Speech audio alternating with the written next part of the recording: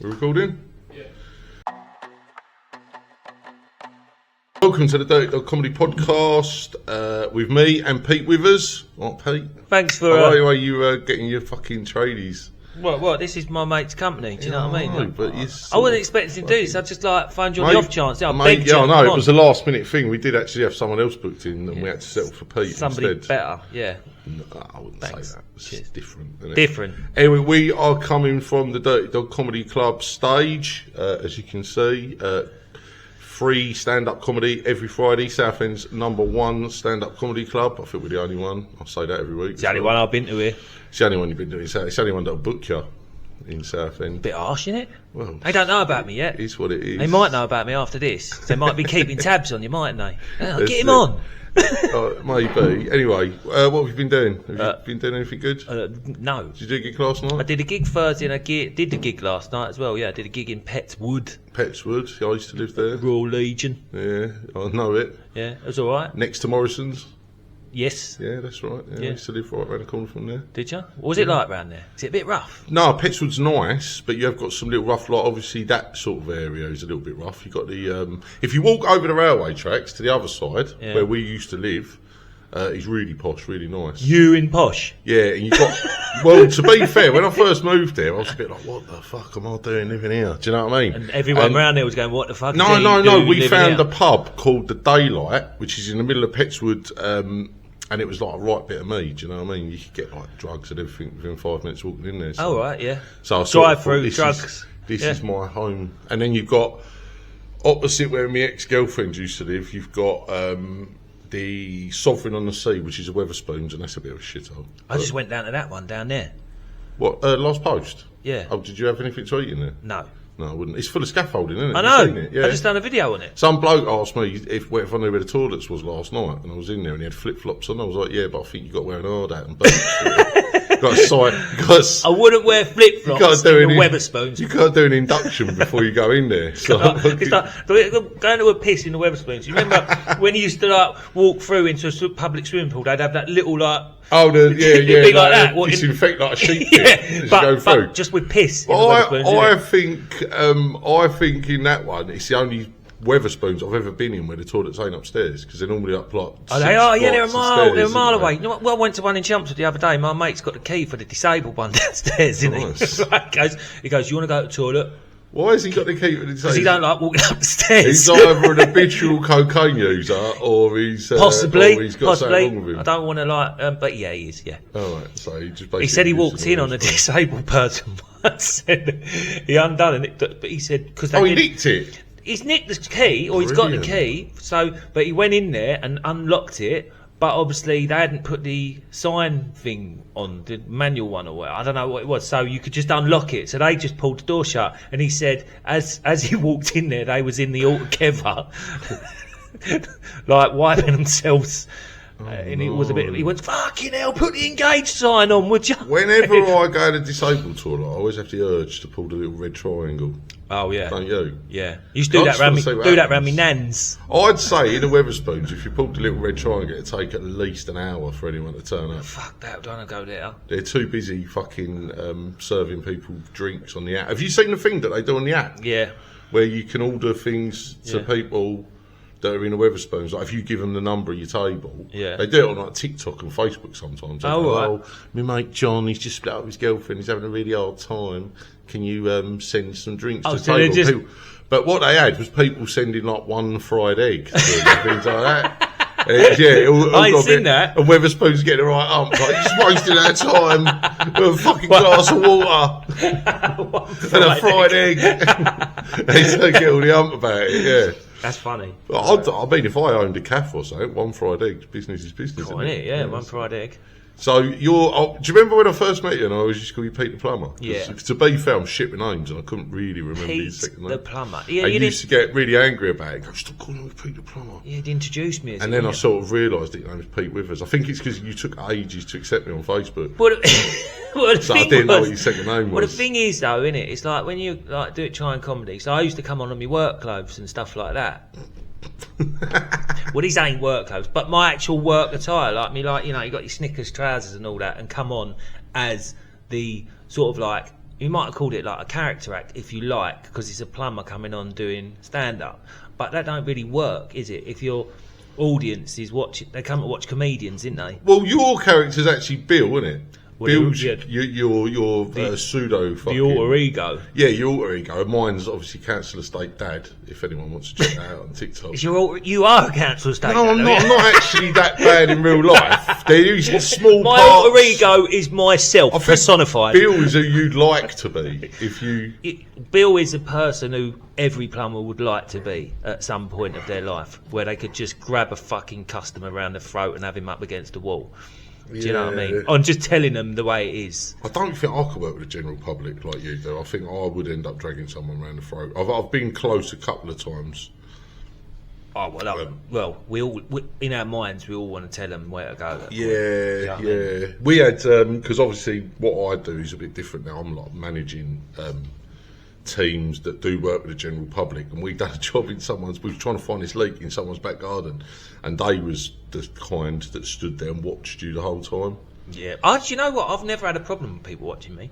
A lot of tradesmen are like that. They're like, oh, we've got a shoulder, someone over the shoulder, all fucking done. Don't really bother me. That's never bothered me, weirdly. Just because I'm pretty good at what I do, I suppose. It's your job properly, isn't it? Yeah. If you like me, we just what I'm doing. It. Just fucking plug it and chuck the fucking mud back in the hole and don't let them know. No, yeah, I never. But some customers, we had one on the social housing scene where we walked in, we had to do some snagging, yeah. And there was like a rattling radiator here, and there was something here. And I walked into this bit of the room where there was no light, so I turned the light switch on, and the light went on over there. And the geezers turned it off. And I went, oh, I got the wrong one, did I? So I pressed the other switch, right? Turns the light on over the radiator. He's come back over, he's turned it off. And what are you doing, mate? He went, you don't use my electric without asking. I was like, do what, pal? He's going, you don't come in here using my electric. I went, well, I need to see behind the radiator. You don't come in here and do that. And I was like, do you know what, mate? I'm going to my mate who was wearing glasses, right? And the bloke of the house was wearing glasses as well. He said he was with us. We both walked out, and as my mates walked out, he's looked at the bloke as he's passed him. He's gone, do you know what, mate? You're nothing but a four-eyed cunt wearing glasses.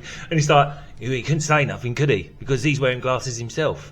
But you get that sort of like that character. Do you know what I mean? Yeah, it can be working with the general public. I remember years ago when we used to do internals, and we was doing a lead replacement project, and people used to get there. Obviously, you know about airlocks, and people end up in our water. We used to have to go and try and sort their airlocks out. And if you can't find their stopcock inside, internal stopcock, then it can be a bit of a fuck. Sometimes a jumper falls down in where we shut the water off. Yeah.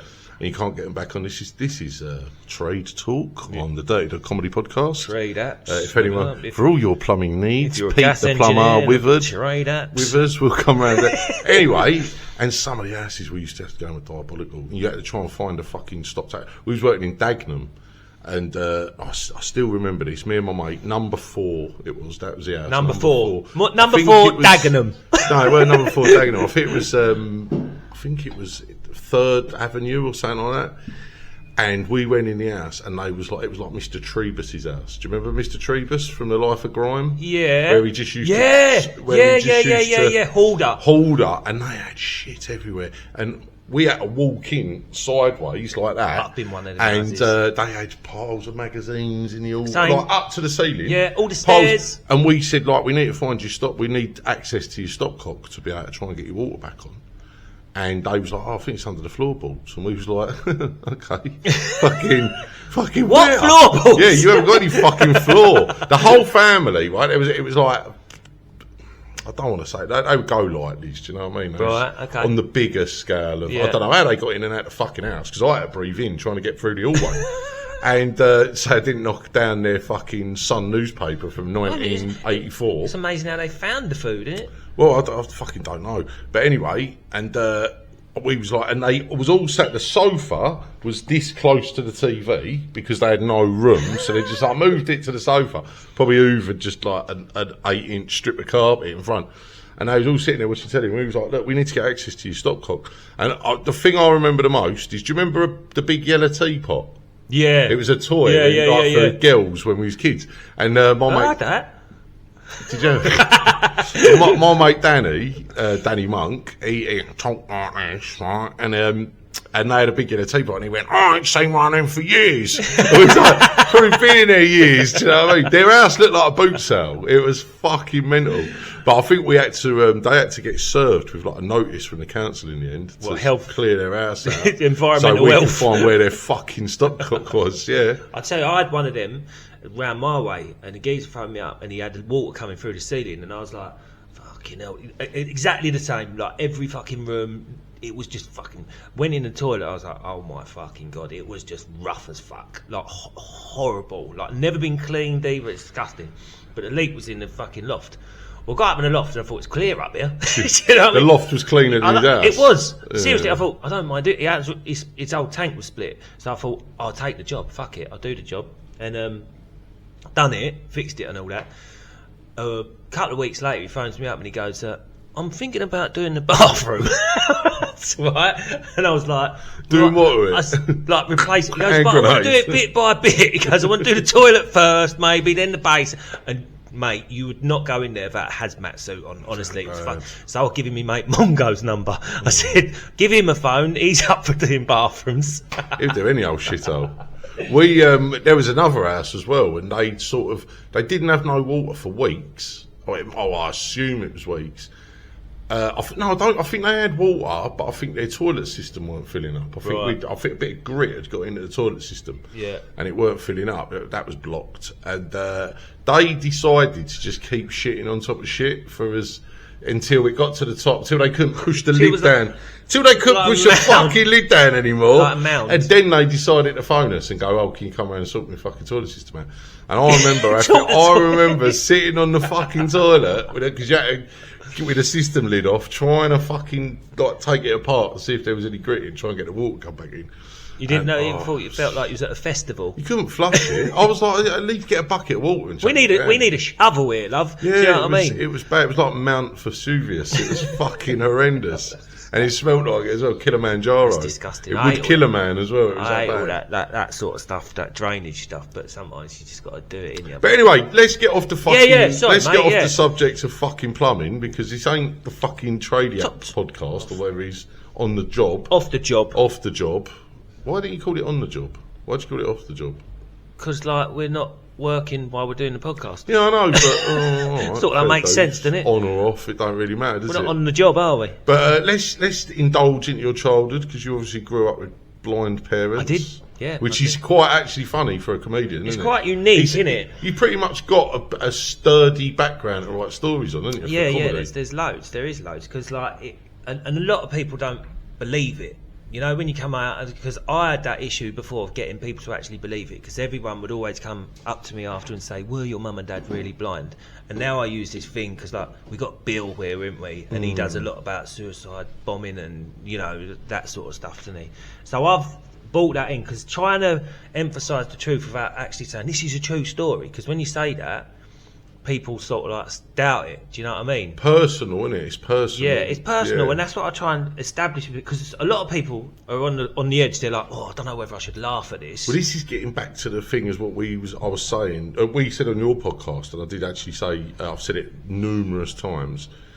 Gigs in London, that's a prime example of people that have no right to be offended by something, offended on somebody else's behalf. Yeah, and you obviously talking from a personal point of view. Yeah. If anyone should be offended by people taking the piss out of blind people, it should be you. Yeah.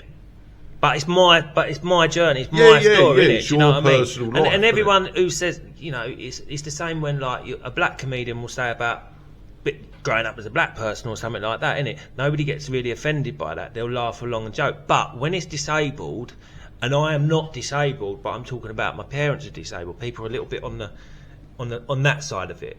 But it's from a point of view where it could have been a tragic life, couldn't it? Do you know what I mean? It could have been, but it weren't. To be fair, I had a charmed childhood with my mum and dad. They couldn't see what the fuck you. I know. I got away with fucking loads, mate. Paul Mags lying around all over the place. Well, I say that I forgot. I've done a joke on that. And it's just like, it could have been worse. You know, it could have been a tragic for me, like, because both my parents are blind.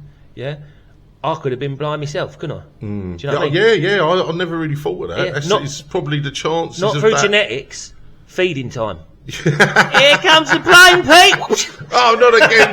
Don't do it. He's only got one left. He's fucked me eye. I was trying to build, and I forgot that joke, and I haven't brought it into my set for fucking ages, but I used to do it all the time. You do a joke about not having mirrors in your house growing up, which is pretty, I could understand that.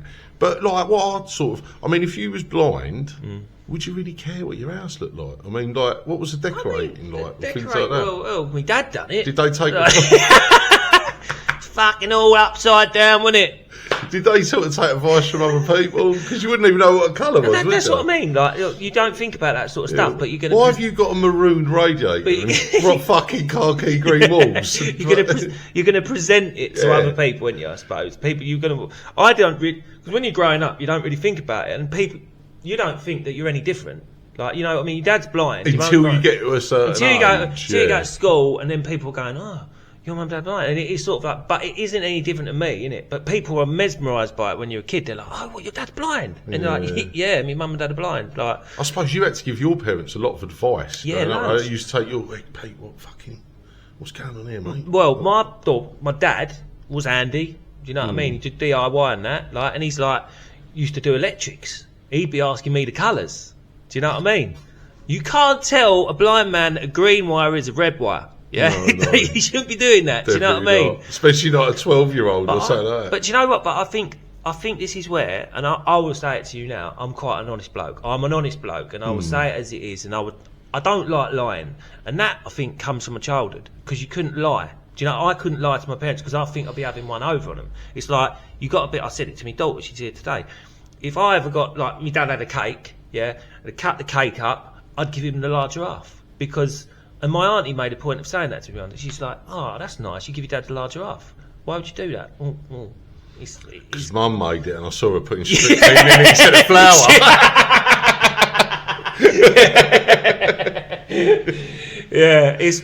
I think it's made me. It's obviously made me who I am. Do you know what I mean? My dad 100%. Yeah. My dad had a sense of humour and all that. You know, mum not so much. But I think you'd have to have a sense of humour to go live through saying that. You know what I mean? But then again, I suppose, was your dad born blind? Your dad wasn't born blind. Dad weren't born blind. He had retinoblastoma. When did he actually lose his sight? About 3. So I suppose he never really knew he got the concept of see, did he? No. Not got the concept of colour or anything like that. Couldn't remember it. But like 3-4 years old, lost both of his eyes because they were removed, sort of thing. Which also helps out with my jokes. You know what I mean? On one of them, but it's like I can't remember what I was going to say now. I lost my trail of thought.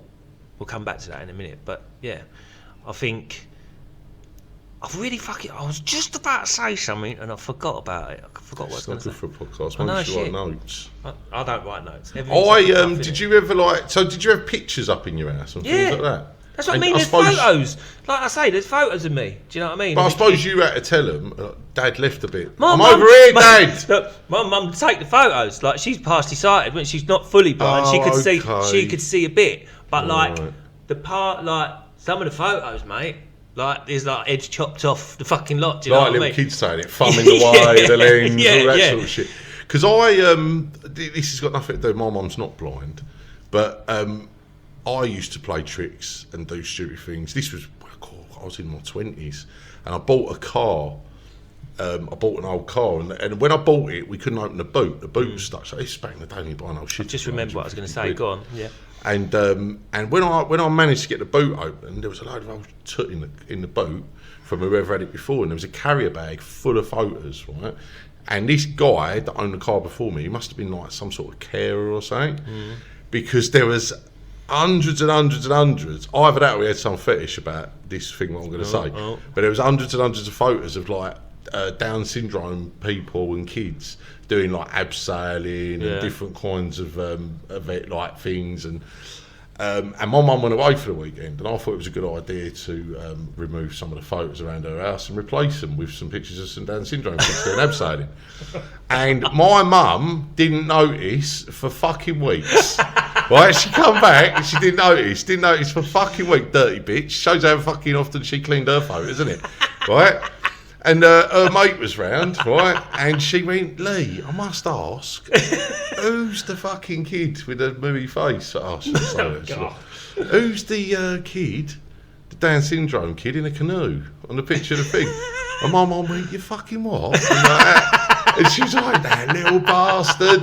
And yeah, they was all around the house at this point. It was like any fucking picture frame I could find, we done it. We moved around. Photo. She was like, fucking the worst thing is, she went, I'd had loads of people around. People must have been looking and thinking, who the fuck's that? Sort of thing, yeah. That's crazy. I just thought, like, having blind parents, you could probably get away with that indefinitely, couldn't you? Well, probably, yeah. You have like Thundercats posters up in the front room and all that, couldn't you? Like, they wouldn't know. I'm trying to think. But I was saying about my dad making, he used to make jokes and stuff. And he said, one of his jokes was this: how does a blind parachutist know when to pull the cord? The lead goes slack. It's great. I never fucking wrote it. It's a long fucking lead, hopefully. It's a fucking long lead. The lead goes slack, yeah. Not for you, no? Not put it in me repertoire? So obviously you took it after your dad for your joke, Shit right? jokes. That was a typical dad joke. That was a typical blind dad joke. Yeah. So what was you going to say until I rudely interrupted about my fucking Down syndrome picture story? That was it. That was the joke. Your mum never told any better jokes, no? No, she's terrible. I tell you what, my mum, I took her to one of the gigs, didn't I? And she's religious. Did you do all the stuff? Yeah. All the stuff about nicking your dad's eyes? Yeah. About her stabbing you in the face with a fork and all that? Yeah, yeah, done it. But and I said to her, because we know what gigs are like, haven't we? And she's religious. I said, now, Mum, you got to remember, these are just jokes. Just jokes. So if anyone mentions Jesus or anything like that, it's just that they don't mean it. Welcome to the stage, Bilal Rashid.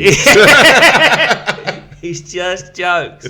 First one that got up there, straight into Jesus. And I looked round at my mum and she's like this. Oh, God. I was like, oh, this probably was a bad move. But, to be fair, she likes my set. Do you know what I mean? She's laughing at it. Do you know what I mean? She was actually saying to me, you could add this. I suppose you got one fan, didn't you? Well, yeah. One fan, yeah. Bless her. What did she say you could add? I can't remember. It wasn't that funny, to be honest. I think, actually, I'll tell you what, tell a lie, I think that's where the washing machine instructions come in and the shrinking of the clothes. Oh, really? Because she said you could say about how I couldn't read the washing instructions. That's quite good, yeah. Yeah, so she did add a bit to it, to be fair. So she's funnier than your dad, then? Yeah. Yeah, you know. That's good. Do you know... Dad's dead funny. Yeah. My dad's dead and all, I don't care. Yeah. When did your dad die? The day I met you, pretty much. Oh, no, it was just after that, wasn't it? I'm fucking sorry. I bought fucking bad luck to your life. About 8 months ago, something like Was that. it? Yeah. Oh, weren't that long ago then? About 8 months ago, yeah. So well, how long have I known you now? How long have I known you now? Oh, about a year and a half, something like that. A year and a half? It's at the pier sign on we went, didn't we? Yeah. Yeah. So that was a night, wasn't it? It was a night to remember. Oh, you threw me off now, because I was going to fucking say something. I've thrown you off with shit yeah, jokes. Yeah, you've thrown me off. I don't know where we was then. Dead Dads, Dead Funny. I'm going to build... oh, yeah, that was it. I do admire blind people, because, one, I think it's amazing a blind person can just like... We've got a blind guy that drinks upstairs, and I just think it's amazing how they can get around with just the feel of a stick. Mate. Do you know what I mean? It's some special skill. My mate. Some of them are hammering it along as well, aren't they? Yeah, that's what my dad was like. Yeah. My dad used to fucking go through London, all on the tube and all that with a stick. But in the end... I can't get through fucking London with sight. Do you know what I mean? I'll tell you why my dad got guide dogs in the end, right? He ended up having guide dogs. Not for the fact that he couldn't find his way around. It was for the fact that he was tripping people up with his stick. Too quick. I remember he was in Epping High Street one day, right? And he's going with his stick, right? And he's lifted this stick. It's gone right up this woman's skirt. Right. I think your dad might be lying about being blind. Mate, she's turned round. I think she was bending down to get some flowers or something at a florist, and she's turned round, the fucking face on it. But then when she's seen he's blind, like obviously she didn't feel like she'd been molested. So or get anything. away with it. But yeah. But have you ever tried to watch? I don't know if your mum watches it, but they've got the description. Audio describe. Fucking hell. There's enough going on in the programme for me to have to listen to something. I'll tell you what it's like. It's like having a girlfriend, isn't it? Because they do that. I'll tell you why what, does it go down there? One day, I remember when my mum first got audio describe. It was hilarious, right? Now, my mum's religious and all that malarkey, and she's old school and all that, right? And I remember her watching Emmerdale, right? And audio describes on, right? And it was like something like Rachel kisses Chloe passionately, and my mum's sitting there, she went, sick. And you going sick in a different kind of sick. I was there sitting there with Mrs. and I was laughing my fucking tits off. I was like, I've had. Have you ever got it stuck on your telly and you don't know how to turn it off? Mate, it was on my mum's thing when I lived at my mum's for a while. I was like, fucking hell, I can't watch this. I've had it stuck on my telly before. It's just annoying. It's like the man enters the room. The dog looks up at him. It's like she's in a care home now. I've had to set it up for her in the care home now. Bless her. Brilliant. But not that your mum's in a care home. That's not brilliant. No, that ain't brilliant. But no. To be fair, she's better off there than she was when she was in her she's house. got people around all the time and all that. But she that audio described. That's a fucking thing. That is. It's weird, annoying. isn't it? What I was saying about this, right? So when I've said about the TVs when I was growing up and all that, but we used to go to my aunt's house in London. She blind and all. Special aunt, godmother. Today I think special needs. Hung about with just like, mates, blind, basically. yeah. Your aunt, she was me auntie. I bet her name's like Wendy or Geraldine. something. Like that. Geraldine. Geraldine's a mum's mate's name. Yeah. Wendy's a mum's mate's name. Sandra's a mum's mate's name. Yeah, they're all called something like that, aren't they? See, mum's mate. Did she have one of them sort of haircuts? Yeah. Like a mum's mate. Yeah. Mystic Meg. Definitely. Sort of thing. They've all got that haircut, haven't they? But she used to. So we have to go up there. They stay at the weekend, right? So I'd have to go up with me mum and dad, obviously, and I'd be staying up there. She didn't have a fucking TV. Didn't have a TV. Was she blind? She was blind. Oh, that's why. I know, but she had a box what played TV programs. What? So you could it was literally like a box. Oh, and it just the sound. Just the sound of the TV. Well, she's fucking got it right clued up, hasn't she? Well, yeah, but it ain't no good for me, is it? Especially when I liked Why Baywatch. would she get a telly for you? It's no good listening to Baywatch, is it? Just imagine the dialogue to Baywatch. Do you know what I mean? Awful. It was awful. Baywatch is awful. It weren't awful for a teenage boy. Exactly. So it's torture, innit? If you can only hear it, innit? Do you know what I mean? Yeah, it must have been hard. But, when you heard Pamela Anderson talking and you couldn't look at her. She's changed, didn't she? She's done with no makeup now. She's with, what's his name, isn't she? Liam Neeson. Is she with him? Yeah, they're together. They're actually together. Yeah, I weren't sure if it was like no, publicity. Their wedding love. I'm actually really pleased for them. Yeah. I'm glad someone's fucking found love. Yeah. Nice, isn't it? It's especially after his wife died in a skiing accident, didn't she? Yeah, that was bad, wasn't it? Fell over and smashed. Done a Michael Schumacher. Is he still alive?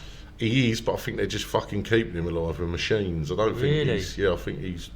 Imagine having a job like that, driving probably one of the most dangerous jobs in the world, driving a Formula 1 car. Yeah. And then falling over on snow. On the snow, yeah. And hurting yourself. Do you remember Senna? Do you remember that? Well, fuck me, yeah. I mean, fucking at least he went out. I know. Literally in a bang, didn't he? Did you ever watch the documentary on that? I watched bits of it. He's a bastard, wasn't he? He used to ram into other people. Brilliant, though, wasn't it? That was when motor racing was like proper motor racing. That Schumacher sort of transitioned from Senna because they did race against each other a few times. Yeah. When Senna was coming up the end of his career, literally, and when Schumacher was starting, wasn't it? Yeah.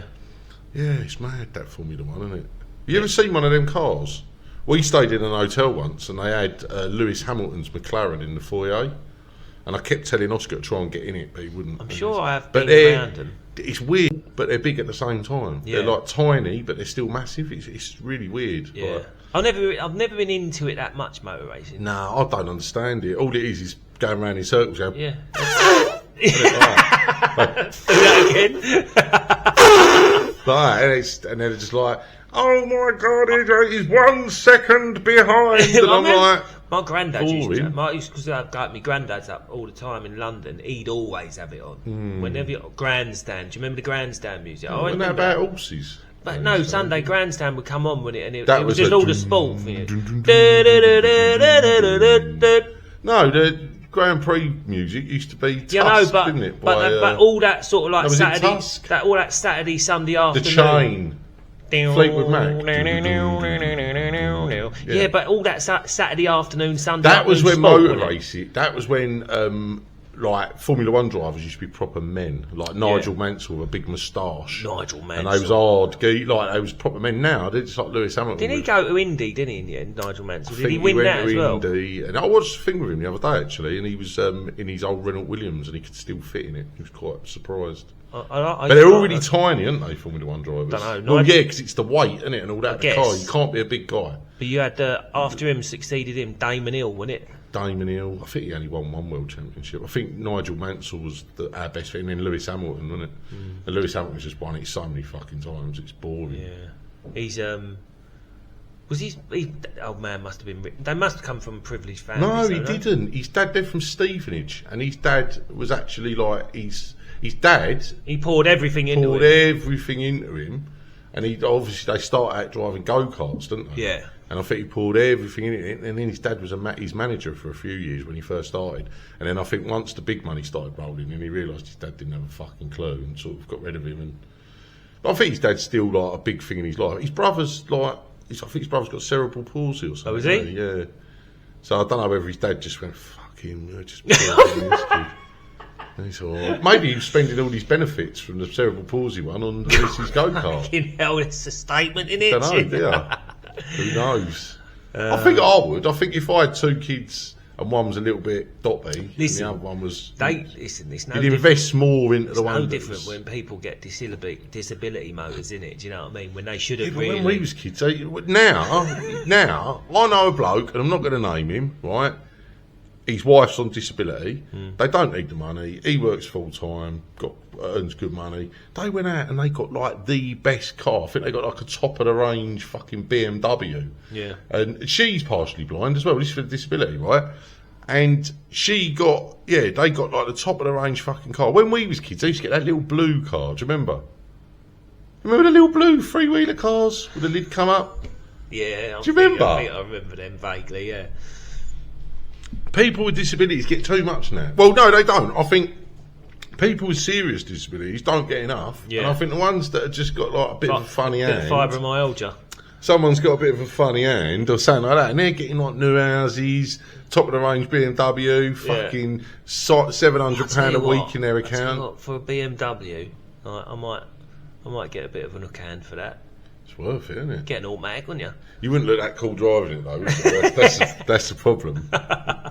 you had to look cool driving a BMW. You got BMW, didn't you? I have, yeah. Do you look cool driving it? Not really. Did you used to drive up and down Southend when you was younger? No, do you know what? I've had a few nice cars in my past, but over the last probably 10 or 15 years, I had a company car. I had like a truck, like a Ford Ranger. Yeah. So I didn't really care about cars. I've had some nice cars back in the day. I've never had a nice car. Yeah, I've had some nice cars. But that car I've got now is old. It's like fucking 17 years old or something. I'll tell a lie. BMW. When I was with her mum, we had some nice cars. We had a Mitsubishi Warrior.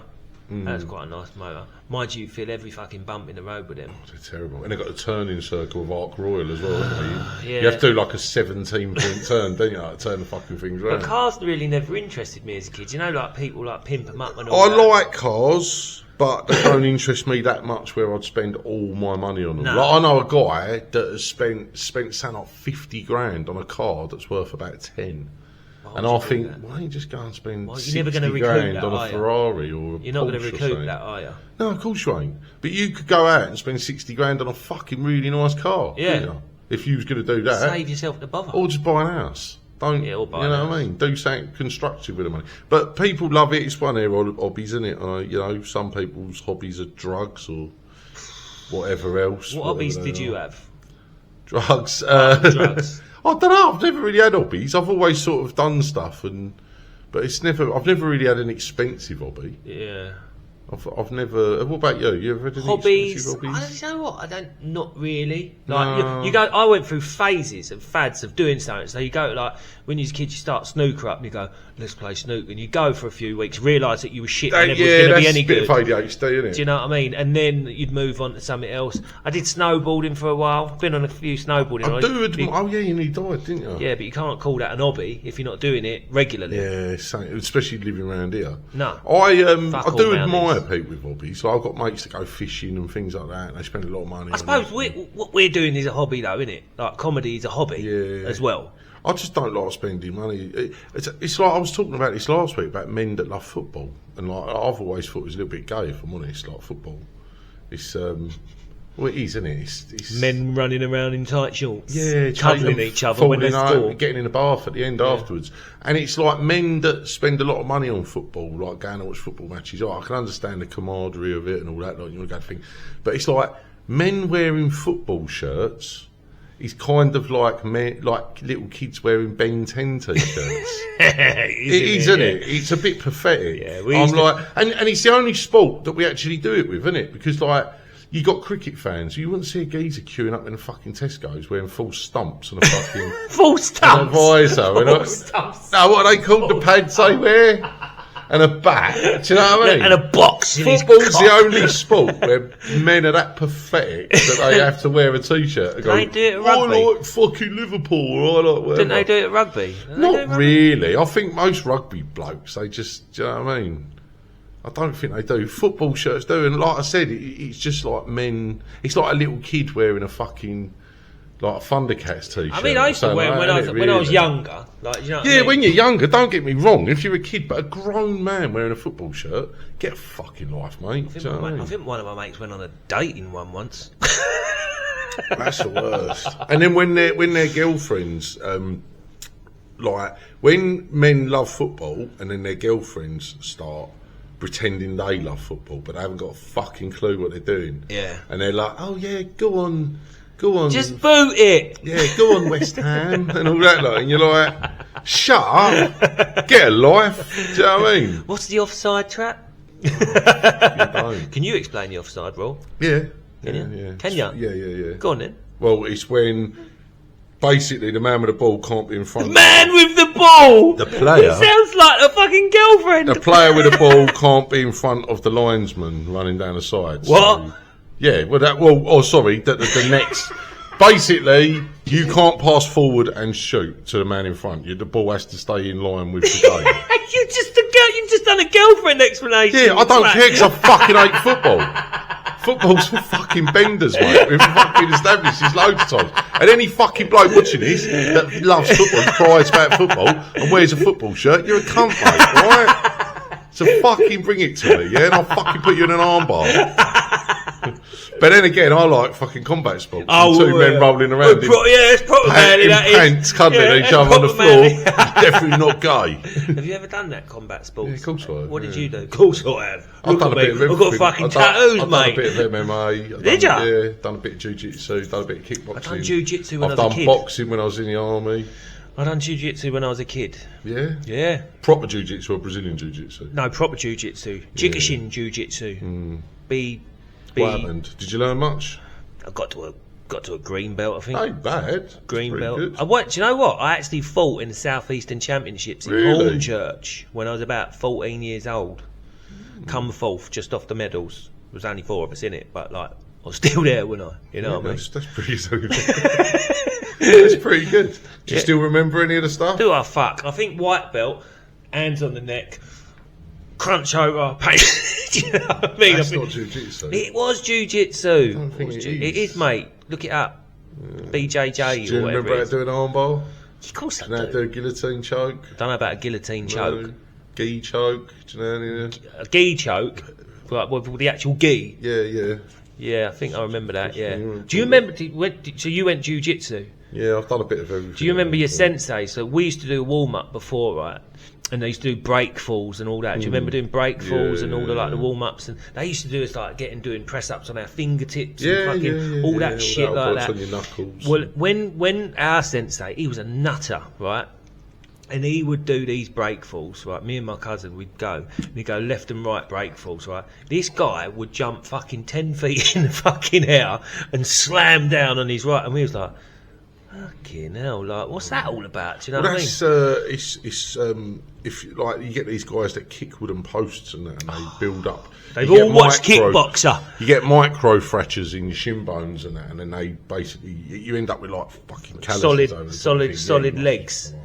I can't. Why would you want to do that? Yeah, I don't know. You get that's what Jean-Claude Van Damme done in kickboxing, isn't it? Yeah, you get a lot of knob ends punching punch bags with no gloves on as well, which just completely fucks your hands up.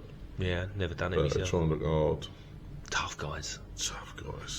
Yeah, that was the only combat sport I done. I tried a little bit of boxing, but fucking knackering, mate, innit? Yeah, I think that was the most I ever done was boxing. I've done a lot of boxing when I was in the army. Did you fight? Like, nothing like no fucking proper fight, only like inter-squadron fucking championships and things like that. But did any good at it? I was alright, yeah. Never lost a fight. Yeah, it was pretty good. Well, that could have been your calling.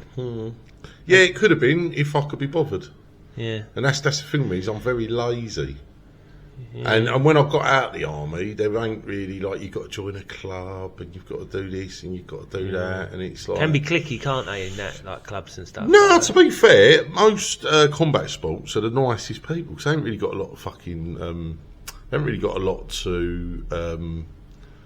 Sort of, there's no ego there because they haven't really got a lot to prove, have they? They're all like getting back to football. If they got to prove that they ain't going to get their head kicked in. Getting back to football, you watch these like everyone at football's very aggressive, aren't they? Apart from the players who are complete benders. Unless you go and watch like a Sunday league match. I've never understood that though with football. Why it's so aggressive on the terraces? Because they've all got something to fucking prove, haven't they? But it ain't on the rugby pitch. So the rugby because the rugby boys ain't got nothing to fucking prove. They do all their shit, punching fuck out of each other while they're playing, don't they? Yeah, it's the same with rugby fans. You never get rugby fans. That's what I mean, the rugby fans. It's not like, it's not... Well, it's just not, is it? I think with football... Listen, I'm not going to keep having a go at football. It's pretty obvious I fucking hate it. But I just think people that like football are the kind of people that have got very insecurities and they have to... You know, this is why they feel that their club's better than anyone else's. Right? Rather than just... Sort of, do you know what I mean? They've got something to prove. They have to go and try and have a fight and run away from each other and all this. Yeah, and it's when you see these Sunday league matches and they all start fights on the pitch and it's all hold me back. Like no one really hurts each other, but as a fight, do they? They just sort of it's all mouth. And I just think it's all insecurities. I think that's where they go down to buying football shirts and everything to wear them because they have to be in some sort of a club. Yeah, you know, they can't just be an individual. They belong to something. Yeah, they can't just be an individual. You know, while we're on the interesting point of boxing, as I was very sad last week to find out Ricky Hatton had died. Oh no, that's shocking, wasn't it? Absolutely gutted. Well, it wasn't. It's I think it's been a long time coming. I don't think the verdict's out yet, but I think it's pretty obvious that he took his own life. It's sad, which is very sad. And considering he was one of the most, and it's always the same. It's always the way, isn't it? He was like. He was the comedy man of boxing, wasn't he? Yeah. He was always out for a laugh. He was always doing stuff that, you know, and he obviously suffered with depression. Obviously, like a lot of us comedians, have got the same sort of issue. And I think when they're taken out of that life, I think boxing's very short-lived, isn't it? You can only really do it until you're a certain age. Yeah. And I think once you're taken out of that world, I think the world becomes very small and it's very hard. You know, you say about comedians and depression and all that. Do you think that's a lot of it's a mask then? Oh, definitely. Yeah, 100%. 100%. Most, I can be in some very dark places and then walk on stage and it all just goes away for that 10, 15, 20 minutes.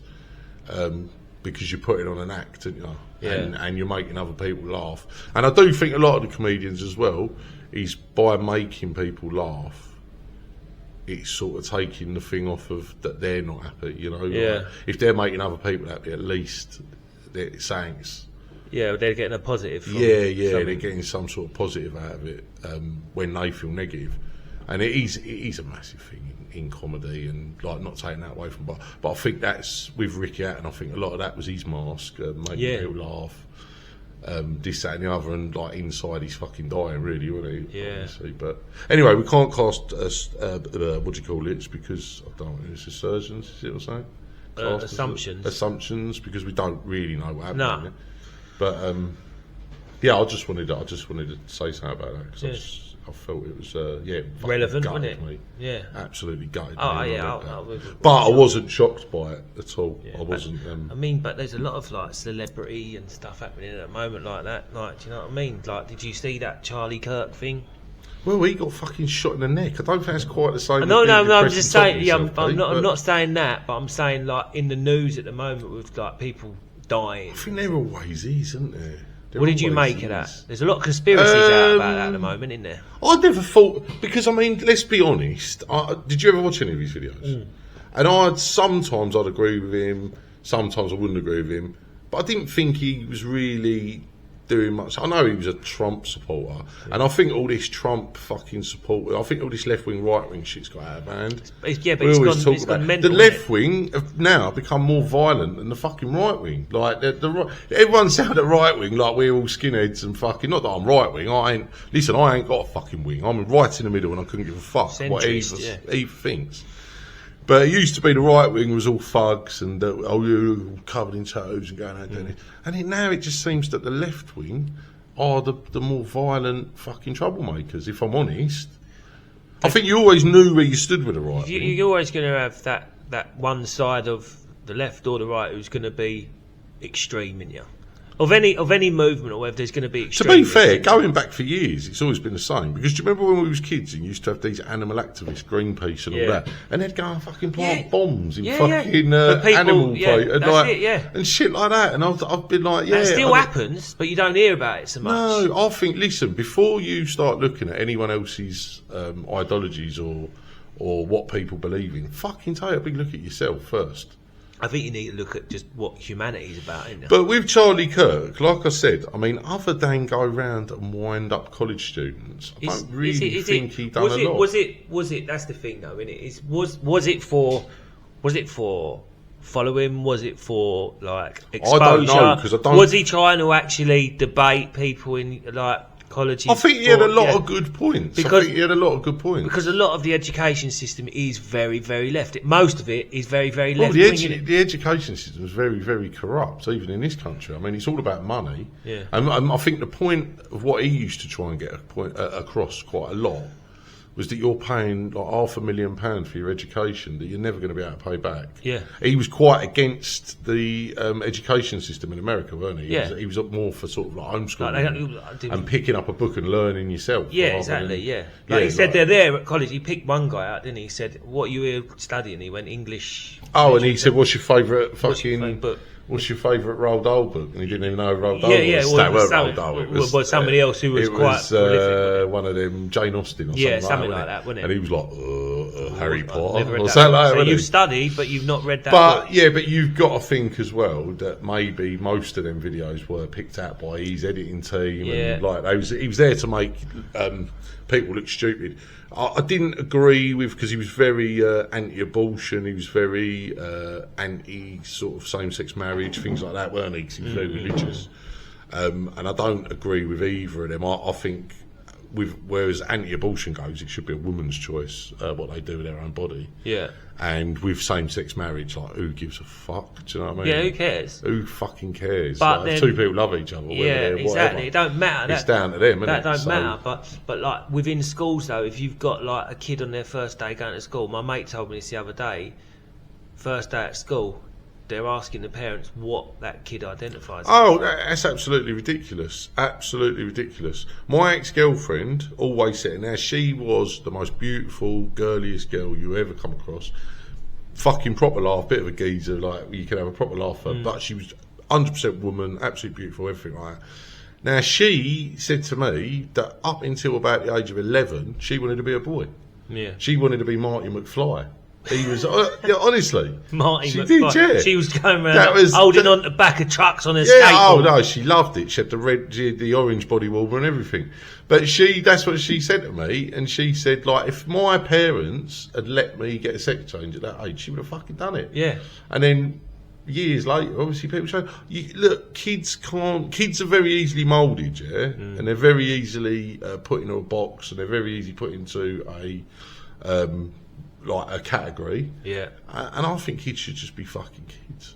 Yeah, no, kids just be kids. Do you know what I mean? Just let kids be kids, let them be a boy. When we was kids, you always had girls that was tomboys, and you know, you had them kids at school that was a little bit Like, and they hung about with the girls, didn't they? Some of them did turn out to be gay, and some of them turned out to be like you see them out at school. You're like, fuck, listen, like when we was at school, we had one kid who was like that, who hung about with all the girls, very, very camp. Yeah, one of the kids at school was very, very boyish.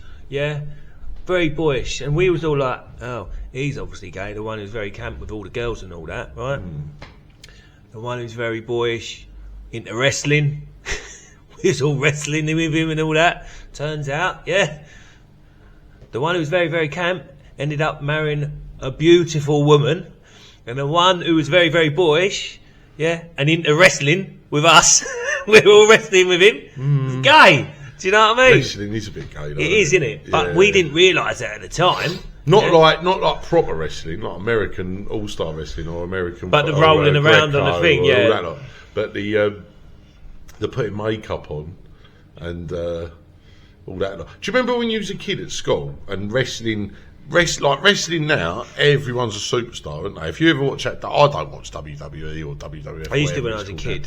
But for nostalgia, I like watching them old videos. But when you was a kid, they didn't have quite that many superstars. They only had like Hulk Hogan. Yeah, and they used to get the geezer at the pub. And it was like a fat geezer. Yeah. And I'll never forget. His name was Jeff Gaylord, and he honestly, and he come into the ring, and he had like a pair of green fucking speedos on, and skateboard knee pads and elbow pads, and he just used to get the shit beaten out of him for 15 minutes by Hulk Hogan. Yeah, and that's another one I remember, Barry Horowitz. Do you remember that? That sounds like Barry Horowitz. Barry Horowitz sounds like a fucking lorry driver, doesn't it? Yeah. He was like one of the Stooge like wrestlers. Do you know what I mean? But I remember when I was.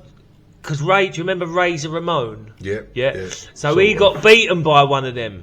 Do you know what I mean? That's when I think that all started turning around. The 1, 2, 3 kid. Do you remember that? It always used to start out where the shitter would start beating up like Hulk Hogan for the first couple of minutes. And then all of a sudden he'd go, and that'd be it. And then he'd just pummel Jeff Gaylord for 15 minutes. Remember Hulk Hogan when he used to get squeezed and he'd be like that, he'd be getting squeezed by Andre and they'd lift his arm up and he'd go like that. Yeah, I know what you're going to do. and then suddenly just come back to life and then start running around. He'd smash him over the head and then he'd point at him and he'd go. I loved Hulk. I fucking He's loved another one. We lost him this year. Yeah, I know, that's what I mean, yeah. Same as Ozzy Osbourne. High celebrity. Two people again. I weren't that surprised about dying. One had had a lifetime of doing drugs. The other one had a lifetime of doing drugs and steroids. Yeah. So. But he was like, you'd expect old Oda to be a bit fitter, wouldn't you? Do you know what I mean? I think he'd had an operation. So I was saying it was his neck, wasn't it, or something? Yeah. It's bad though, wasn't it? I was like, there was a lot of thing around his death as well. When a lot of this thing, like again, this goes in with the Charlie Kirk thing because the amount of hate Hulk Hogan received. Well, he got caught being racist. He got caught being racist, didn't he? Right, but that was. I'm not saying it's an excuse for it because there ain't an excuse for racism, but like. It was like 15 years ago that video was recorded. Yeah. I don't understand how people didn't know he was racist. I mean, he had blonde hair, blue eyes, a fucking handlebar moustache. He had everything going for him that he's either gay or racist. So, you know what I mean? Gay or racist. Yeah, gay or racist, either one. Pick one. Yeah. He chose racism. But when somebody dies, though, do you know what I mean? It's like how much hate and how much people are saying, like rest in piss and stuff like that. Yeah, this Charlie Kirk stuff that makes me laugh because you always think of the left as being very acceptant and sort of they're like good people. Yeah. And they was putting some terrible stuff up like Charlie Kirk. But in the same sense, right? And like I say, I'm probably slightly more right than I am left. But in the same sense. The right side are incensed by what they're seeing that the left side are saying, and we're all normally going on about freedom of speech, and that's why the left are doing it, I guess, because they're saying, well, you say freedom of speech, we're just saying what we're feeling. Do you know what I mean? Yeah. Sort of like, it's all very hypocritical, isn't it? It's all very hypocritical. It's which gang you're in, isn't it? Politics, isn't it? It's what gang you're in. What gang? Yeah. Was you in a gang? Was you in a gang as a kid? No, not really. I think we had when I was growing up. I don't know if it was the same as you. You had I don't know what it's like now, but when I was a kid, you was either into like drum and bass and raves and things like that, or you was into like Heavy Nirvana metal. and grunge and you sort of had them two sort of groups going together. I don't really know what it's like now, but I was in like the drum and bass. I had an AWOL jacket and a slipping vinyl fucking record bag. Do you remember record bags? Yeah, I remember. So I've got one there. We've got the old Technics Rat Pack. Rat Pack. Do you know they're worth a fortune now, them jackets? I think I paid 30 quid for mine down Liberty Market in Basildon, my AWOL jacket. Yeah. A Way of Life London on the back, grey one. And I see them on eBay, 500, 600 quid. You can get on the original one. Really? Yeah. Do you remember NAFCO? Yeah. NAFCO. Chabby Mark used to get them down. They brought them back out. But they used to get the copies down the market. Oh, of course they did, yeah. The end was my mate's dad had one for about 8 years. He wore the same one, NAFCO. He'd go to him, why are you still wearing it? Don't care, as long as it keeps me warm, boy. He'd go. Them dads. But yeah, I remember all them. Did you ever advise your dad on getting some bad fucking Do you know dress what? My sense? dad, right, yeah, I tell you what, right, because when he had his guide dog... 35-year-old man wearing a Danger Mouse t-shirt. No, when he had his guide dog, right, he'd be... Don't tell me the guide dog used to pick his clothes out for him. Listen, guide him to the wardrobe. He used to walk down the road, and I could see him a mile off, because you remember Sand brand belts that the fucking... My dad used to walk with one of them on, and I'd be like, oh my fucking God. Well, not for any like fault for his safety or that he could be seen. It was just like, why? He's not even a cyclist. Do you know? He's not a cyclist. He's wearing his Sand brand belt. Why are you wearing it? I don't care, boy. It's more that he sees people. It's more like he don't get in people's way more than people don't get in his way, sort of thing. But you could see him just clearly walking down the road. Here he comes. He's Sand brand. Why'd you wear that, Dad? Do you know what I mean? Bless him. But no, I was good times, good memories. Do you know what I mean? So, what was the guide dog called? We had two. Yeah, old fucking flash bastard. Not at the same time. Not at the same time. Not like two Rottweilers or anything like that. No, we had two Labrador Retrievers. The first one he had was called Trudy, and the second one was called Queenie. Queenie and Trudy. Have you ever had to call for a dog over a park called Queenie? Well, gay, yeah. Oh, Queenie! Me and my ex had Derek, didn't we? We just shouted Derek. One day he got out, right, and I don't know, I was the only one in the house, and I was big at the time. I was bodybuilding at the time. And I was, and Derek got out. Someone let him out, and there was no one there to chase after him except for me, right? And it was Pexwood actually, and I fucking bolted out the door, right, to chase him. First couple of steps, twisted my knee. Right? Oh, couldn't let this dog. Done that on the toilet. Could not fucking let this dog go. All I was thinking is, if this dog fucking goes, she will fucking kill her. It'll heartbreak her. So I'm chasing Derek down the road. What breed was Derek? He's a Bichon Frise. He's one of them. He's a Pouchon. Frise. Little ball of cotton wool down the road, shouting, Derek, no, please, right? With a fucked up knee, right? I'm half limping. Pleading. I'm like 20 odd stone wearing a fucking Bodyworks hoodie, right? Chasing this fucking dog down the high street. I'm going, stop him, to people. They're just fucking looking, letting the thing run past them. Oh, mate, the only way I could stop him was because he stopped to have a shit. And I didn't even have a bag to pick it up. And then I got back, I dropped my phone, everything. I had to go back carrying this fucking dog back. I'm having a right pop at him. Did you used to leave your dog shit? No, of course not. Anyway, I'm walking back. I found my phone on the way back. I picked that up. Fucking get back in the house. No one even notices that I've gone running out the door chasing this fucking dog, right?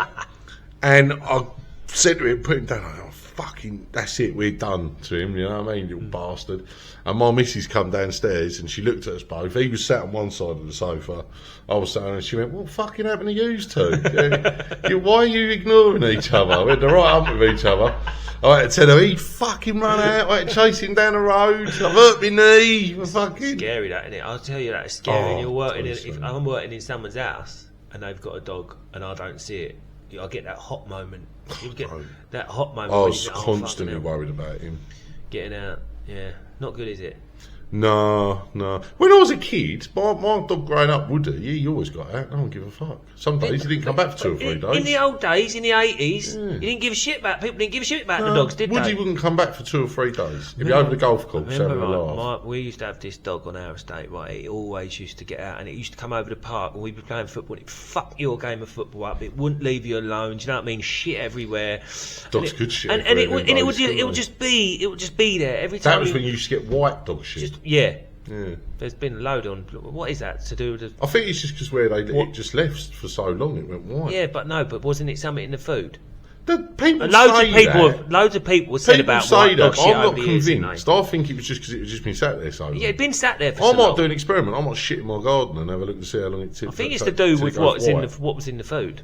Well, what was they putting in food? Chalk? Tippets? I don't know what was in it, mate. Fucking what? I don't know. Do it. Get a dog shit in the garden and leave it. What? I ain't got a dog no more. She's got it. She got it in the divorce. Get her to bring a bag round. Pick them up. I don't know. Oh no, that little fucker wouldn't even eat dog food. He'd only eat fucking. Mate of mine, right? He took his dog out for a walk, right? And he forgot the bags, right? So the dog's done a shit on the path, right? And he's like, oh, for fuck's sake. So he's taken the dog home, and he's come back in his van, and he's got out, and there's this woman standing there, and he's just got out his van and picked the dog shit up, right? And it just looked like random. Picked up the dog shit. Random. Looks like an interesting colour. He had to explain himself. He's like, I've got a dog, but I didn't have a bag. Do you know what I mean? He had to explain himself. That looks like an interesting piece. I'll have that. I just want to find out whether it's going to go white. We're having a debate on a podcast. You missed it last night. Talking of that, we had a kid. Well, it was full last night. We had a group of young lads in the corner there. Fucking 2 of them worked in IT. One was a security guard at Adventure Island, basically just a jippo working fairground rides. We had another one, 2 that worked in CEX, which I say is just a glorified boot sale, isn't it, CEX? CEX? What is CEX? The second-hand shop that sells stolen iPhones. Oh, right, okay. And DVDs. They just got fucking DVDs everywhere. No one's fucking had a DVD player for 60 years. Is that like a cash converters or something? Basically, but an upper scale version. Right. Stinks of BO in there. Everyone's got them big earrings in that works there. And neck. Do you remember when having a tattoo in your neck used to mean you was hard? Now it just means you work with CEX. Doesn't it? It does. Or you're a lesbian. So one or the other. My bird's got a neck tattoo. Is she? On the back of her neck. That's not really the neck. Well, unless you got it on the front. But the thing was, really. Right, so what she done, when she was a kid, right, she got a tattoo on her wrist saying Dad, right? She was 14 when she got it when she was 14, right? Nice girl. She's a nice girl, right? She got it, right? So she's gone home, her mum's gone fucking mental, right? What, because she didn't get mum? She's gone no. Well, this is the thing, right? She's gone mental. She's got a tattoo, and she thought, "How can I make it up to mum?" Yeah, how can I make it up to mum? Get mum on the back of my neck. Yeah. Where is this girl from? And it was her uncle who gave her that advice. Brilliant. Where is she from? Down in Herne Bay. Oh, so Kent. Yeah.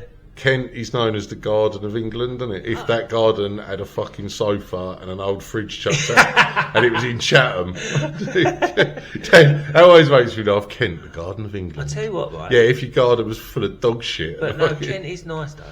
Some parts of Kent are nice. Pettswood's actually like branded like sort of Kent. Kent, London-y sort of. Yeah. The only way you know you're in London is by your council tax fucking bill when you live there. Well, I paid a fucking ULEZ last night.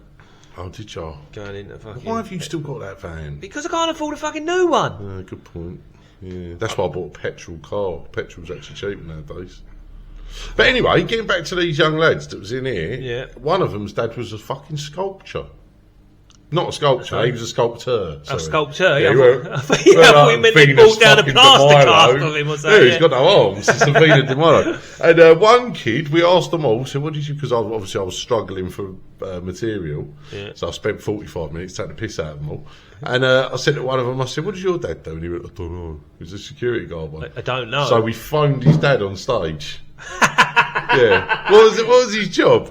I can't remember his job now. He was applications manager or something. Oh, fuck. Alan, his name was. Alan, applications. He put the phone down and I said, nice one, cheers, Alan. You're live at the Comedy Club. Huh? Andy, that was it. Thanks, Andy. You're live at the Comedy Club. Your son's a bit thick. And he just started laughing down the phone. So what do you do for a job, mate? I was like, I'm applications manager. What did your dad do? We all thought he was a drug dealer. What did your dad do for a job? Just lays in a grave. Basically. No, I know. Before he died, he was an alcoholic bus driver. An alcoholic bus driver. Oh. Yeah. From where? Southend. From Barking. Oh. We'll come from this end. Barking, Basildon, Dagenham, all the good places. Yeah. You know what I mean? But yeah, he was an alcoholic bus driver until he couldn't. Well, did he get banned? No, I don't think he did. I think this was back in the days when all you needed was a packet of polo mints. I think he wrote off about 3 coaches and just got away with it. So they had a fucking, well, I don't know what happened. My auntie was telling me, she said, because her husband, he was a lorry driver as well, and I think they used to like drink as well. Back in the day, she said they used to go on Beano's, take the coach to like Blackpool, Margate and all that for the day. They get pissed out of their head, and as long as they had an hour's kip on the back seat, fucking before that drive. Not like Harry and Only Fools and Horses. Yeah, basically, but that was fumes, not fucking Tenant Super. He is the driver. My mum said my dad used to have to drink a little bottle of Bells in the morning before he could drive the coach. He used to have the shakes. Jesus. Best drivers though. Do you ever do drink driving? Did I? Yeah, you must have done once. Yeah. I've been caught for it. I got done for it when I was younger. I actually got done for it when I was in the army. I actually knocked down by the military police. I knocked down somebody's fence. Did I was driving over me ex-girlfriends when I don't know how old, I was about in my 20s, and like we was just a bit like wild back then with drinking and stuff like that. And you got the call at night, didn't you? Get that night you have a little booty call, and I'd had several, and I drove the back ways over to Basildon. Oh, yes, you do. Yeah, go the back ways. Drove the back ways, won't get caught. Drove over, took the wrong turn in, reversed. Knock somebody's fence down. That weren't that bad though. That's you could do that sober, couldn't you? Yeah, you could do. But we was. I don't know if you know it, but there's an hotel called Palms on the A127 Romford. A lot of prostitutes and all that are going there.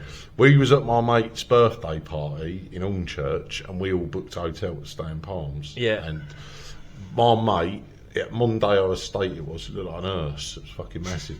And we was all fucking tanked up. And he was, oh, don't worry, I'll drive us back.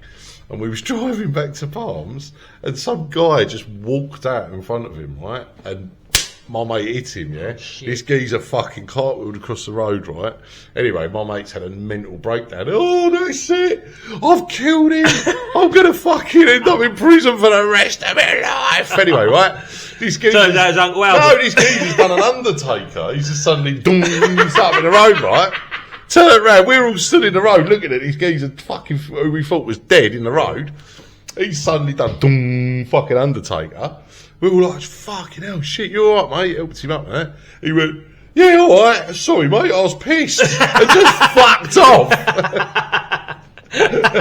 Lucky escape. Yeah, my mate had a quick turn of the things. Don't worry, I'll drive us back to the hotel. I remember one of the football, when I used to watch football, sorry mate, but we were Euros or a World Cup thing, we was coming back from Chelmsford, and I had this van, right, this white Astra estate van, and got St George's Cross on it. Fucking hell, that would get pelted nowadays, wouldn't it? Definitely, you'd be banned. Yeah, so we drove to Chelmsford, and then on the way back we I think we knocked a Chinese. I think we went to an all-you-can-eat buffet, and I think we knocked a Chinese and didn't pay what we should have paid because we was arseholes. I think we ended up in a gay club that night as well, where my mate got sounds chucked like out a great night, if I'm honest. And then, so we've gone back to the van, got in the van, I've got an old cylinder in the back, my mate's gone, where am I going to shit? So just got the cylinder out, just chucked it in the pub car park, driving home, obviously tanked up, and I don't condone it at all. By the way, we don't condone drink driving. We do not condone drink driving. And driving home, and obviously got my full beam on. Cars coming up to me. Oh no! Blue lights. Switched my full beam off. Drove straight past me. He was just warning me, and I was the rest of the way home, I was shitting myself. Absolutely shit myself. I thought, ain't worth it, is it? Ain't worth it anymore. If you lose your licence, if I lost my licence, I'm fucked. I got pulled by the Royal Military Police on a army garrison, and I got banned. Do you get banned? What? So you got banned? Got banned. I had to go to civilian court. I got banned. This was when I was like in my 20s. Yeah, when I was in the army. Did you do any bird in the army? Yeah. The glass house. Yeah. What did you do? That. Drink driving? Yeah, that. How long did you do in there? 28 days. Was it hard? Yeah. What tell us about that? That's interesting, though, isn't it? It's just horrible, mate. It's just terrible, yeah. You just have to. Do you want to elaborate? Get up at 5 in the morning, go for a log run. They beast you. Oh, absolutely beast you. Yeah, work on a pig farm all day. Yeah. And then you got lights out 8 p.m. Your room has to be immaculate. You ain't allowed to smoke. You have to battle for a radio to have an half hour of a radio every night. Are you do you mix with all the others in? Yeah. You're in like billets, so you're using 8-man rooms. Oh fucking. So if you 8-man rooms, you have room inspection. It ain't much different to basic training, if I'm honest. Basic training in the army was fucking horrendous like that. But did you get any fights in there? Was there? No, you're joking. Everyone's petrified. No really? one fucking do anything. This is the thing. That's the thing. You go in the army, and I don't know what it is, but when I was in the army, and you used to get, you come home and you tell your mates. Now, when you're in the army, you've got, they knock everything out of you. So the idea is to chip away at everything you have, so that you're just literally a soldier. Yeah. So you're screamed at, fucking shouted at. Like, it's like no other job in the world. Do you know what I mean? Yeah. Well, it never used to be. And I used to come home and tell my mates, and they used to be like, oh, if he said that to me, I'd knock him out. And you used to get people like, and you would. Is it playing? No. Yeah. Recorded. Oh, right, sorry, we're back. We was talking bollocks for so long Yeah, that I didn't realise. I feel the like battery ran out and the thing. No, it didn't take ages. I was clean shaven. It was like, what's it? Joe Rogan. We could have done about 3 hours, couldn't we? Could have done. But anyway, I think we're going to have to wrap it up. That's because right. both of our teenage children are sitting here. They are. And they're actually in their 20s now. It's been here that long. Yeah, they've learned some new things about their Anyway, fathers. Pete, it's been great having you on. Thanks, mate. I appreciate it. I don't know when I'm going to see you again. When are we doing a gig together again? Don't know. I'll have to come down here at some point. I don't know. Do you want to plug your business or tradies or Well, whatever? this ain't my business. My mate's business. Trade. What about your podcast? Oh yeah, and off the back of that business, my mate's got a podcast called Off the Job. So if you're a tradesman and you like a bit of like work banter and all that, that's the place to go. If you like hearing stories about stop taps and this boiler was a right bastard to get out the cupboard, I mean, then But if not, if you want comedy, then you're at the Dirty Dog Comedy Podcast. I mean, I'm going to do a bit of comedy on there as well. Do you know what I mean? You had me on, didn't you? Yeah. Even though I think I was silenced a little bit. I could have said a lot more. Silenced. Not on this podcast though. You say what you fucking want. We say what we want on this. Anyway, thanks for coming. We'll see you next week. See ya.